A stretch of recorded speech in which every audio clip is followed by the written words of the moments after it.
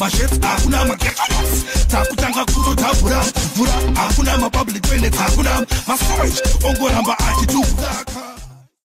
Zimbabweans. Welcome to Bus Stop TV News.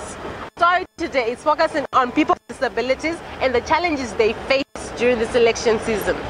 We also saw the video of White City Stadium where we saw Dr Malinga, who was left alone on stage on his wheelchair with no assistance. People only came back to assist him after they felt it was safe to do so. The question on our minds today is, are politicians and political parties taking into consideration the safety of people with disabilities when it comes to political rallies and anything to do with politics during this season?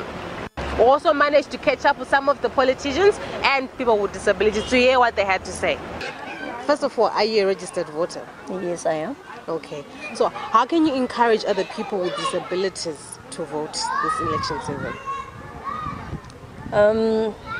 I'd say just like everyone else is being encouraged out there, go and get registered. We are in the minority, but your voice counts.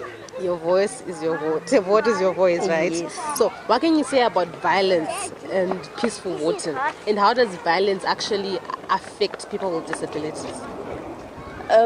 First of all, violence, we are at a disadvantage as disabled people.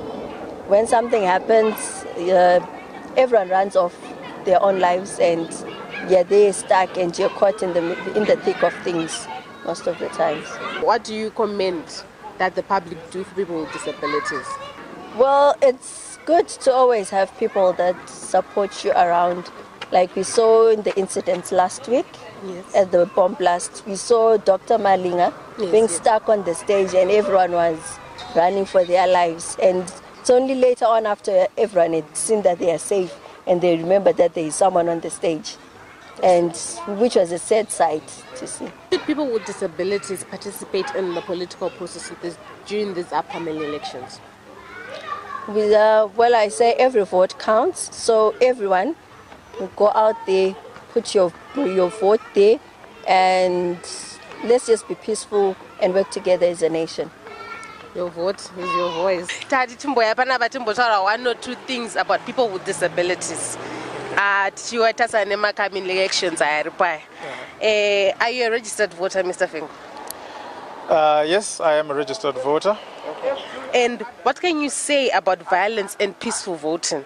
And how does violence affect people with disabilities? Right. First thing is violence. If you decide to support Arsenal and I support Manchester United,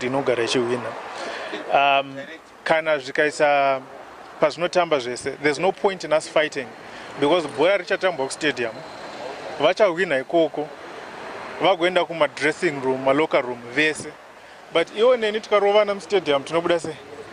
So violence is really not called for during an election period, because we are all Zimbabwean. That's number one. Number two, hapana munhu achakwira kombi ne kadre msangano. Tese tinokwira kombi ne 50 cents. So we have to unite, we have to make sure that we are peaceful and do not harm each other over elections. Violence affects people with disabilities because, let's say, Kuku Blawe kwakaputika bomba. Yes. Vamalinga had nobody to carry him from the stage.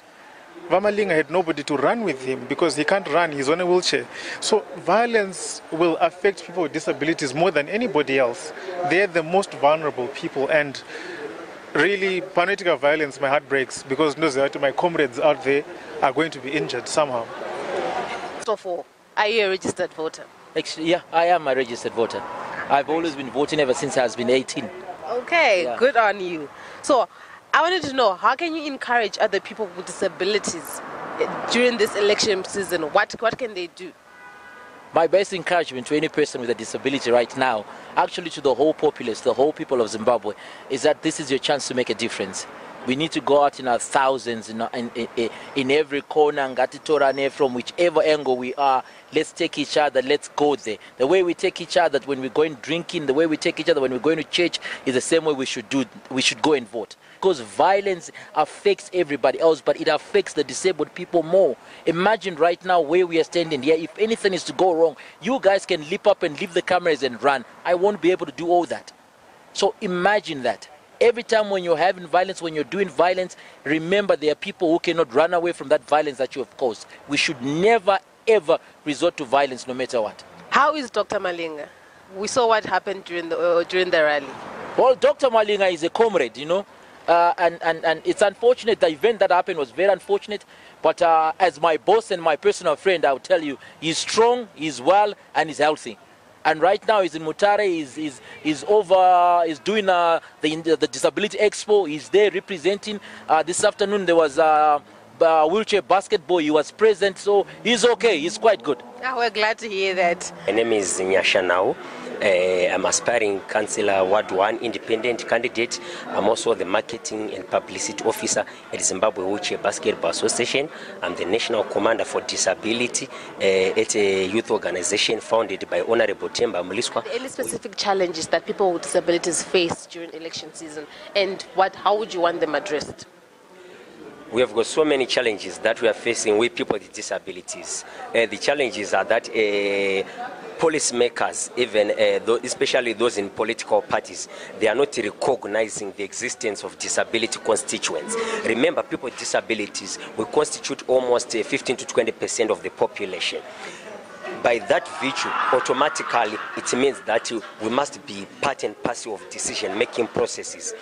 But the political parties tend to forget the existence of disability constituents as they do to women and youths. So I encourage political parties also not to forget disability constituents. There is a really need for them to include us so that we represent ourselves in the decision-making processes from local council to national level, so that we will be able to articulate issues affecting us, because we are the ones who know issues affecting us and what needs to be done in order to address those challenges. That's what I encourage political parties, not only political parties, but also our policymakers. They must also advocate for disability inclusion in decision-making process, as they do to women and youth.